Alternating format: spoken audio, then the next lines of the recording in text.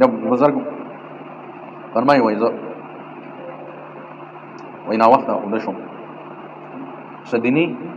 مشغولتیا وه څه دیني کار و هغې کې مشغول و چې هلته بیان و جلسه وه چې هر څه بهرحال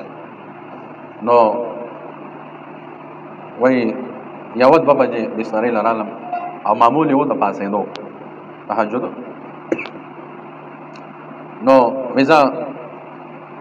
ما یې چېرې بیا به زه څه پاسم بس وایي اودس مې و نو بس تهجد په نیت مې د اوده کېدو نه مخکې نفل وکړل چې قضا نه شي نه ما یې زه خو خوب به دا 2 غنټې یو نیمه غنټه به زما څه ارامي لمونځ او پورې ځای یو 2 غنټې دي نو که زه راپاڅم نو بیا خو مې ارام مې کم کېږي خوب مې نه پوره کېږي نو زه تهجد به نو خوب نه مخکې وکړم نو سړی عادت وي هغه ټایم یې سترګې وغوړېدې بیا نفس سره یې چل ول خو که نه سره به چل ول نو ویې وایي چې یاره دا خو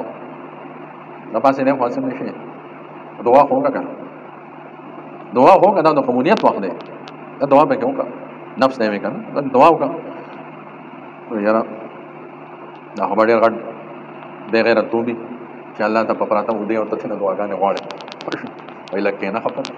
لاس ورته دغه کوي د دعا خو هم څه ادب دي که نه